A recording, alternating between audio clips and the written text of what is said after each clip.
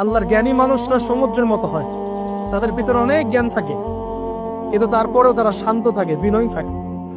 আর যাদের ভিতরে সম্পদ কম, তাদের লাফালাফি বেশি। কথা বুঝতে পারছেন? সাগর এত শক্তিশালী হওয়া সত্ত্বেও আপনি তার সামনে গিয়ে দাঁড়ালে সে আপনার পা ধুয়ে দেয়।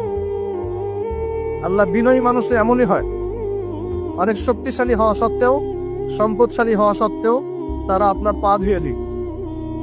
অনেক শেখার আছে, অনেক কিছু। সাগর সম্পর্কে অনেক আয়াত আছে কোরআনে। যখন সাগরে নৌযান চলাচল করে, তখন আল্লাহ পাক যদি ঝড় ঝাপটা দেন, প্রাকৃতিক কোনো বিপর্যয় দেন, তাহলে মানুষ মুখলেস ভাবে আল্লাহকে ডাকা শুরু করে। যখন সে সেখান থেকে উদ্ধার পায়, আল্লাহ পাক উদ্ধার করে দেন, বিপদ থেকে বাঁচিয়ে দেন, আবার সে আল্লাহর সাথে শিরক করা শুরু করে। এই আয়াতগুলো সূরা ইউনূসের মধ্যে আছে। তো আমরা চেষ্টা করব সাগরের মতো সম্পদশালী হওয়ার জন্য। সম্পদশালী ভিতর থেকে, ভিতরে সম্পদ থাকবে, যেমন ভিতরে জ্ঞান থাকবে, কিন্তু বাইরে বিনয়ী ভাব থাকবে। সাগরের মধ্যে পা ধুয়ে দেওয়ার মানসিকতা থাকতে হবে। এবং যখন সে আল্লাহর হুকুমে গর্জন প্রদান করা শুরু করে, তখন কিন্তু সামন পিছন সব ভাসিয়ে নিয়ে চলো।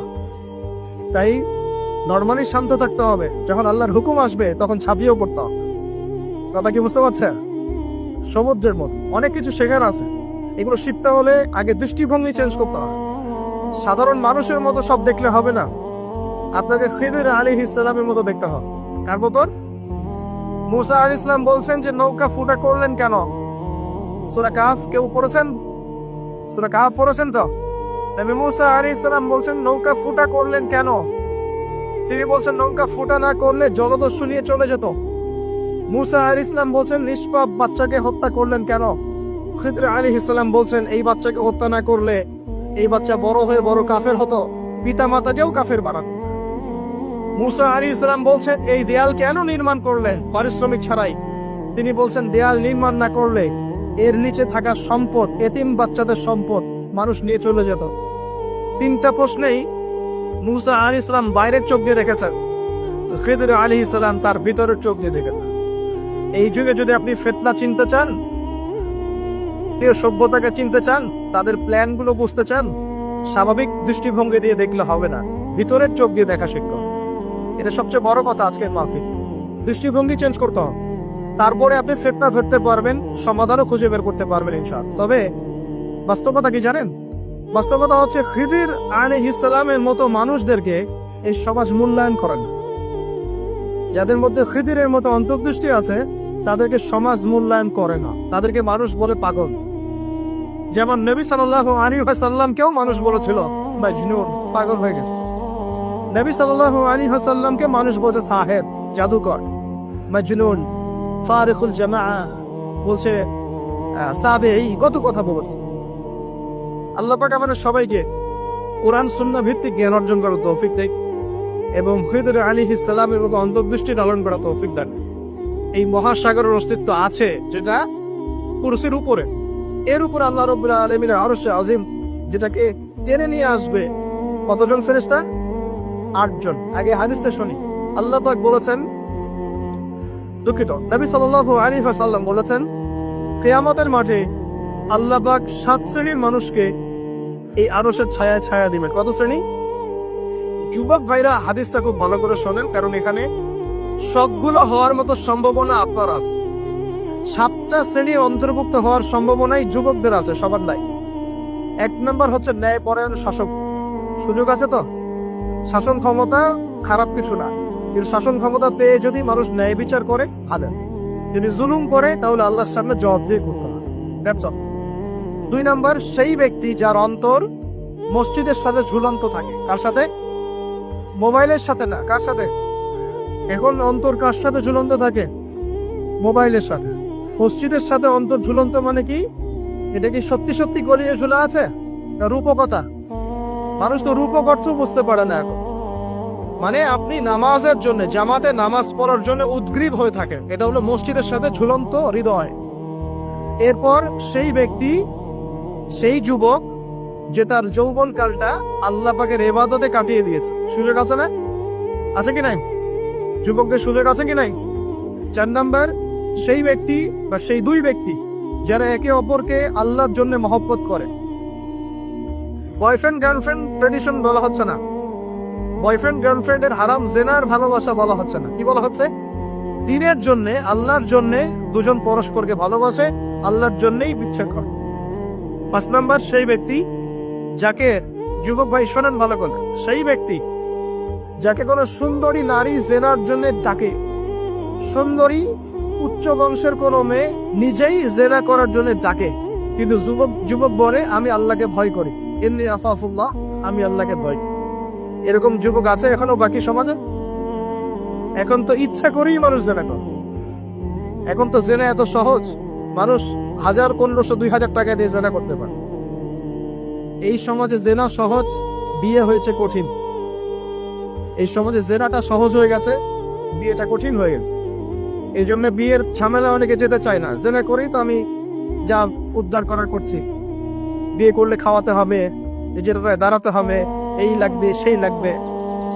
কিন্তু প্রিয় ভাই মনে রাখবেন, যদি আপনি জেনা থেকে বেঁচে থাকতে পারেন, আল্লাহ পাক আপনাকে সাক্ষাৎ মৃত্যুর হাত থেকেও বাঁচাতে পারেন। এটা আমি এমনি এমনি বলি নাই, দলিল দিচ্ছি। জেনা এমন একটা পাপ, যেই পাপ থেকে যদি কোনো যুবক নিজেকে বাঁচাতে পারে, আল্লাহ মওতের হাত থেকেও বাঁচাতে পারবে ইনশাআল্লাহ। কিভাবে? 3 বন্ধু যাচ্ছে রাস্তা দিয়ে, হঠাৎ করে ঝড়, বন্ধু 3 জন ঢুকে গেল গুহার মধ্যে। কিসের মধ্যে? গুহায়, যে পাহাড়ি এলাকায় আপনারা থাকেন যারা, গুহার মুখ। হঠাৎ করে পাহাড়ের পাথর দিয়ে গুহার মুখটা বন্ধ হয়ে গেল। এখন খোলার কোনো অপশন নাই। সবাই বলছে এখন 3 জন, এখন তো আমরা বের হতে পারবো না। সবাই সবার নেক আমলের ওসিলা দিয়ে আল্লাহর কাছে দোয়া করো। কিসের ওসিলা দিয়ে? নেক আমলের ওসিলা দিয়ে দোয়া করতে হয়। হাদিস, মৃত মানুষকে ওসিলা করে তার জন্য নজর মানত জবাই করে দোয়া করতে হয়। নিজের নেক আমলের ওসিলা দিয়ে আল্লাহর কাছে দোয়া করতে হয়। আল্লাহ পাক এখন দোয়া শুনলেন। একজন বলছে, আমি আমার পিতা মাতাকে খুব খেদমত করতাম, তাদেরকে দুধ পান না করে দুধ পান করাতাম না, নিজেও করতাম না, ছেলেদেরকে করাতাম না। আল্লাহ, এই কাজটা তোমার ভালো লাগলে আজকে গুহার মুখ থেকে পাথর সরিয়ে দাও। পাথর একটু সরে গেল। পাথর আল্লাহর কথা শোনে কিনা? শোনে না? সবাই আল্লাহর কথা শোনে। আগুন আল্লাহর কথা শোনে কিনা? ইব্রাহিমের জন্য আগুন ঠান্ডা হয়ে যায় নাই? আচ্ছা, তারপরে আরেকজন দোয়া করছে, আল্লাহ, আমার এক কর্মচারী ছিল, তার বেতন বাকি ছিল, সে বেতন না নিয়ে চলে গেছে, আমি সেই বেতনটা দিয়ে কিছু গবাদি পশু কিনেছি। আস্তে আস্তে গবাদি পশু বেড়েছে, অনেক দিন পর সে এসেছে টাকা চাওয়ার জন্য। আমি বলেছি সবই তোমার, সব নিয়ে চলুন। সে বলেছে, আপনি কি ফাইজলামি করতেছেন আমার সঙ্গে? আমার টাকা আমাকে দেন। না, তোমার টাকা দিয়ে আমি এটা কিনেছিলাম, আজকে বংশবৃদ্ধি হয়েছে, সব তোমার, নিয়ে যাও। সে নিয়ে গেল।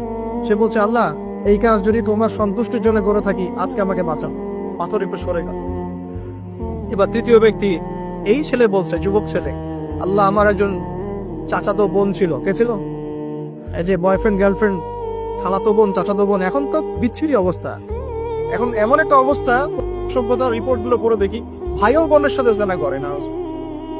ওদের ওখানে নিজের আপন পিতার দ্বারাও মেয়ে হ্যারাসমেন্টের শিকার হয়। ওরা আমাদেরকে শেখায় এখন ভালো কোনটা বলতো, আর আমরাও আমাদের মাথাটা কবে যে বিক্রি করে দিলাম। ওদের কাছ থেকে ভালো মন্দ শিখতে হচ্ছে, কোরআন সুন্নাহ বাদ দিয়ে ওদের কাছ থেকে ভালো মন্দ শিখতে হচ্ছে। তো চাচাতো বোনকে সে খুব ভালোবাসতো, তাকে সে পেতে চাইতো, মানে তার সাথে সেক্সুয়াল সম্পর্ক করতে চায়, সোজা কথা বলে। এখন সেই মেয়েকে অনেক প্রস্তাব দেয়, সে মেয়ে রাজি হয় না। শেষে বলে, যদি আমাকে 1000 বা 100 স্বর্ণ মুদ্রা দিতে পারো, দিনার, তাহলে আমি তোমার সাথে সেক্স করবো, মানে জেনা করবো না। রাউযুবিল্লাহ। তো সেই ছেলে অনেক কষ্ট করে এই টাকাগুলো বা এই দিনারগুলো অর্জন করে, কামাই করে, দিন রাত পরিশ্রম করে, ঠিক আপনারা যেমন করছেন না। তো এরপর সে তার স্বর্ণ মুদ্রা দেয়, দিয়ে বলে যে এখন আমাকে আমার কাজ করতে দাও। তখন সেই মেয়ে রাজি হয়। ঠিক যে মুহূর্তে তারা সেক্সুয়াল সম্পর্কটা করবে, ঠিক ওই মুহূর্তেই এই মেয়ে বলে ওঠে, হে আল্লাহর বান্দা, আল্লাহকে ভয় কর। আমি সারা জীবন আমার সতীত্বকে ধরে রেখেছি, কাউকে দেইনি। আমি কারোর সাথে এরকম অন্যায় করি নাই, আমি খারাপ মেয়ে নই। তুমি আমার ইজ্জতটা নষ্ট করো না। কে বলছে কথা? মেয়ে। ওই অবস্থা থেকে কি একটা ছেলের উঠে আসা সম্ভব? এটা কি এতটাই সহজ? এটা কিন্তু সহজ না। সত্যি কথা বলতে এই বিষয়টা কিন্তু এতটাও সহজ না। যারা অবিবাহিত তারা হয়তো বুঝতে পারবে না, বিবাহিতরা বুঝতে পারছে। তো ওই অবস্থা থেকে সেই টাকাগুলো না নিয়ে সেই স্বর্ণমুদ্রা মেয়েকে দিয়ে ওখান থেকে সেই ছেলে উঠে আসে আল্লাহর ভয়ে। সে এখন গুহার মধ্যে আটকা পড়েছে, আল্লাহকে বলছে, আল্লাহ ওই দিন ওই কাজ যদি তোমার সন্তুষ্টির জন্য করে থাকি, আজকে আমাকে মৃত্যুর হাত থেকে বাঁচাও।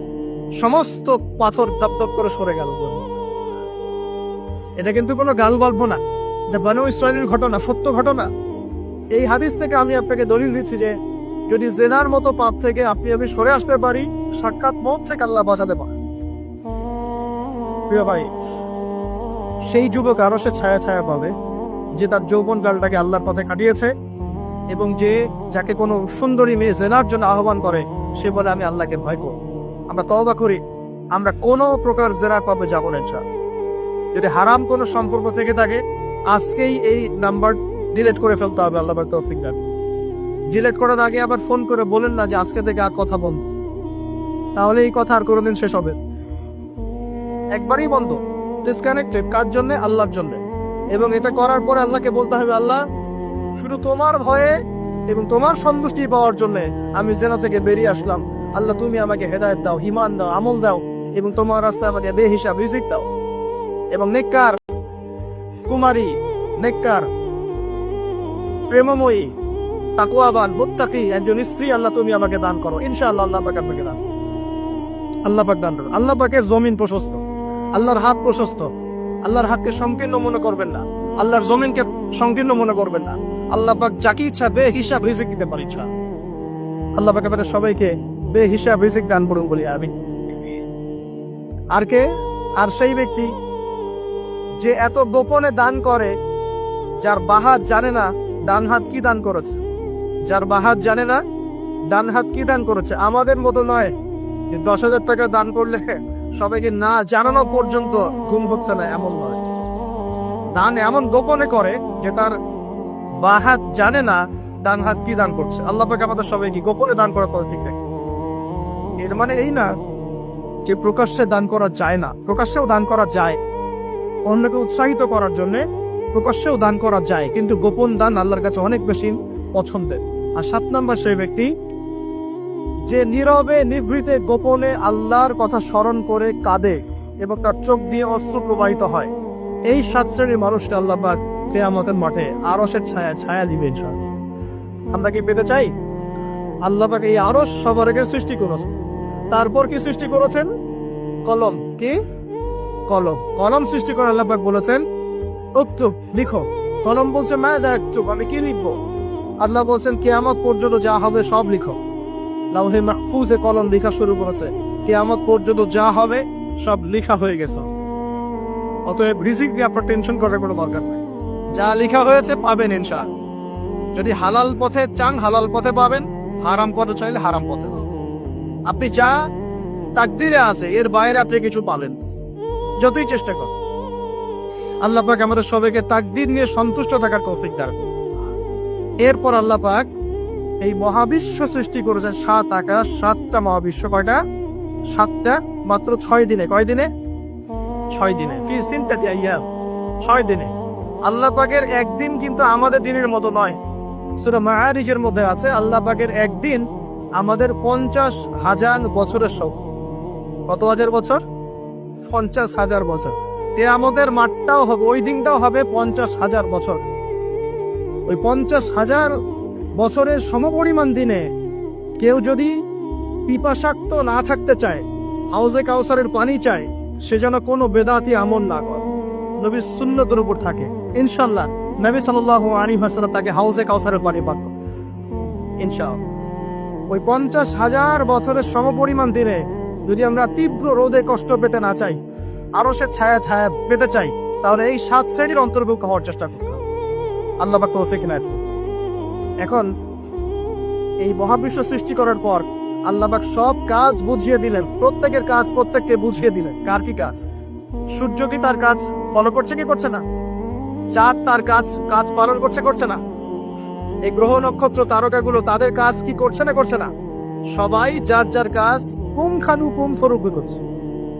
যারা সায়েন্স বোঝেন তারা বুঝবেন, যদি সূর্য যদি 1 বিঘত দূরে চলে যায়, তাহলে পৃথিবীর অনেক বড় অংশ বরফে আচ্ছাদিত হবে। যদি সূর্য 1 বিঘত